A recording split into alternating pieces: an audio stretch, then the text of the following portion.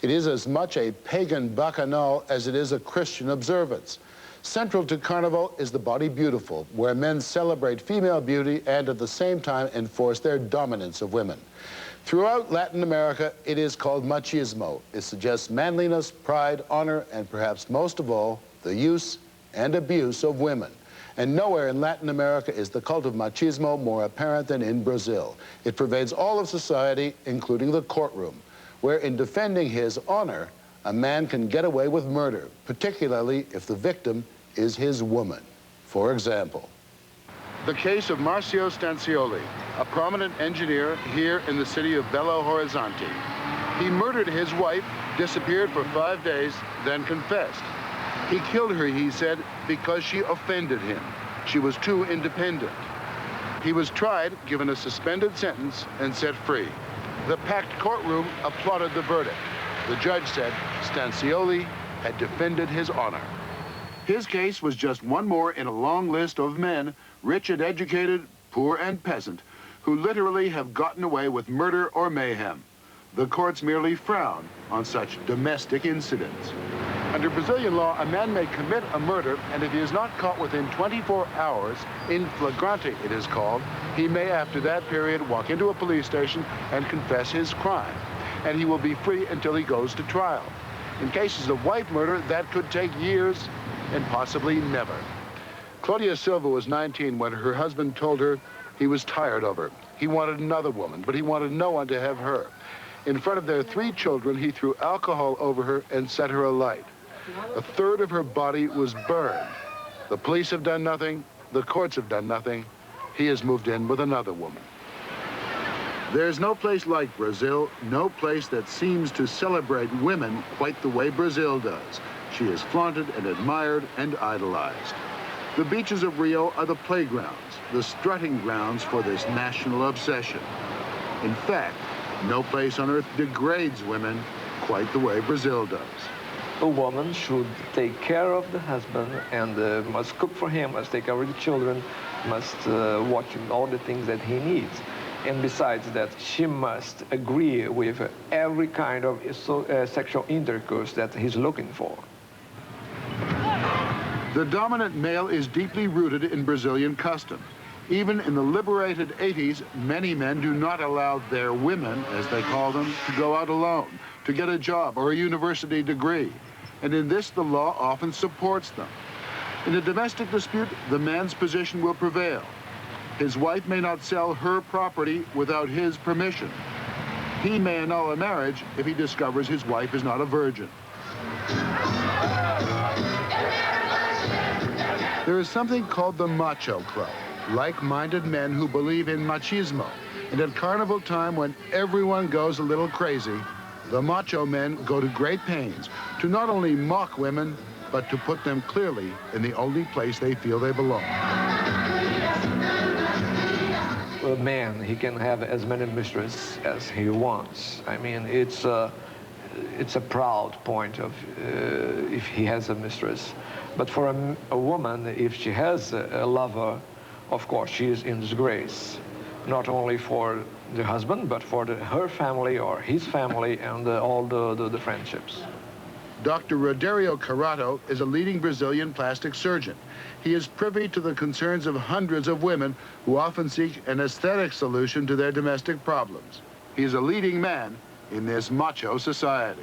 A woman can just stop loving the man, okay.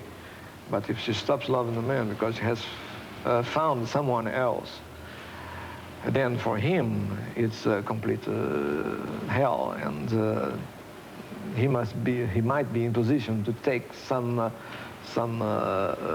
action against this woman. He might. Including murder. Including attacking her, of course. He put the iron on the fire, then on my forehead. He had the knife on my stomach and told me not to scream. I burn you, he said. My hair, my arm, my face is called fire. Hate him so much, I wish I am dead. I asked him, take me in the living room and beat me there. Don't beat me in front of the children. One night last year in Rio, a fairly routine evening for police, One woman hammered, then shot by her husband. Another stabbed to death by her husband. The men were simply defending their honor by putting an end to disobedient women. Cristina Afonso was a physical education instructor who'd been living with a doctor who did this to her. He threw flammable liquid over her, then a burning match. He has not spent a day in jail and is still practicing medicine. And the reason for this brutality? His honor was offended when Cristina told him that she'd once had an affair with another man. I wouldn't say that it's written in the civil code, in the criminal code, that you can kill in defense of your honor, but it's it's generally accepted by the jury, the defense of honor. And it has happened frequently in our jury sections. If a marriage... They are not look like criminals. They look like people that went out of their minds for a very special reason. For a very few moments. For a very few moments, yeah. And how did he feel that his own honor... One man who lost his mind for a few moments is Eduardo Rocha, who runs a successful garden center and landscaping business. He'd been married to his wife Maria Regina for 12 years. He shot her 6 times, disappeared, and confessed to murder a week later. He told police she was demanding all the freedoms. She wanted to go to a gym, to study, and to drive alone. Russia felt he had to defend his honor. After 3 trials and appeals, he is still free and may never spend a day in jail. Does he regret it now? Ai, claro. Yes, Não tem a of course. dúvida. Na hora é. O problema é isso, só de If momento. he had another minute to think about it, he would probably not have done it. Theoretically, I can understand that sometimes you lost control of yourself, and on a moment of extremely emotion, or I don't know, you might commit an act of violence. This is something that might happen. But impunity is something else.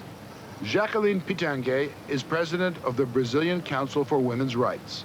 Unfortunately, for certain men, their honor is not placed on themselves, is not placed on their own value. Their honor is placed on the woman they have. And you find your identity not on yourself, but on the one that you can have as your property or as your slave in a figurative way. And if you notice, most of the women who have been murdered, they wanted to separate it. They wanted to leave their men, and they wanted, you know, to go by their own life. And that's exactly the moment that they are hit by death or by any other kind of brutality. The remarkable thing is that so many of the murderers are not backwoods primitives, but professional, educated men. Men like Dr. Anibal de Silva. He demanded that his wife, Nicia, run the house precisely the way he wanted. She wanted to leave him. Twice he had beaten her, broken 3 ribs once. Police were told nothing was done. Then just after she defied him by enrolling in some university courses, he waited outside the university and, in front of witnesses, he shot her point blank 3 times. He disappeared for 10 days, then confessed to murder. That was almost 3 years ago. We want to talk to him about the death of his wife. E ele queria falar com o senhor sobre o caso da morte. When you stop him in the street today, he has very little to say. He said he's not allowed to talk about it from his lawyer. His lawyer doesn't want him to talk anything about it. When does he expect he will go to trial? É porque o senhor vai esperar o julgamento, disso o senhor não pode falar? Isso eu não posso dizer nada. Obrigado. Dr. Anibal Silva, who admits to having murdered his wife, remains, as we've seen, a free man and is still practicing his specialty, obstetrics, of all things. Do you think that in these cases of murder, the men do it because they know they can get away with murder? Well, I think that they know that they will be able, in certain cases, if they have a good defense or everything, to get away with it. Why are juries so lenient when a man is brought up on charges of murdering his wife? You have many instances where an efficient lawyer can say, well, but in this case, it is all right to kill. And what are the cases where it is all right to kill? When he comes to prove to the jury that that woman was not an honest woman. And what's the concept of honest? That's absolutely subjective, you know, absolutely subjective. And it is like she deserved to be killed. Electra Nasser came home late and had not prepared dinner for her husband. Electra was hammered to death, 48 blows to the head and body. After her husband killed her, he disappeared for a few days, then reported the crime to the police and confessed. Professor Nasser? Professor Nasser, how are you, sir? He is Professor Antonio Nasser, just retired from the English department of the University of Belo Horizonte. So far, no trial, no jail. We wanted to talk to you about the death of your wife and the circumstances of that. I'm going to do that tomorrow. Tomorrow? Yes. When we approached him, he seemed agreeably disposed to talking about the murder. What time would be best for you? He telephoned later to say his lawyer wouldn't let him talk. But when pressed on the issue of whether his offended honor justified murder, can we talk just for 5 minutes? He said, well, there is a lot of that kind of thing going on, you know. The idea is not that the violence is growing. The idea is the violence is getting to be visible. Because before they were beaten in silence, you know, and we didn't know about that.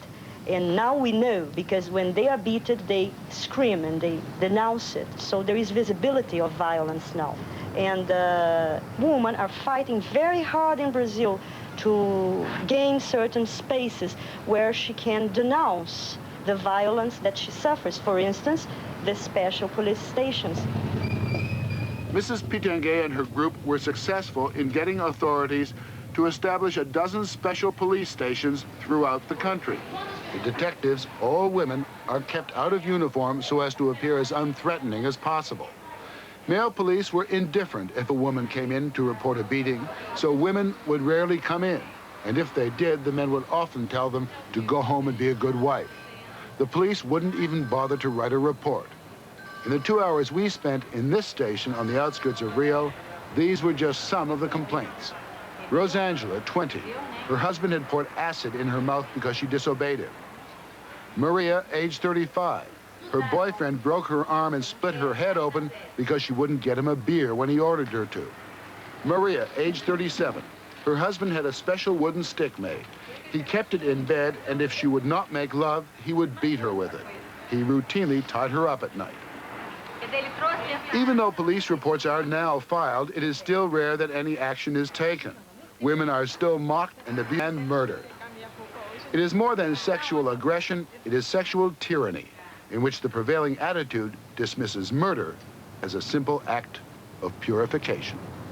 If a man kills his wife or mistress in defense of his honor, does that killing restore the honor, satisfy his honor? Yes, of course, that gives. For himself, for the family, for his family, it restored his honor. Yes, he feels good. And he has washed his honor. That's washed it with blood, of course, but he did.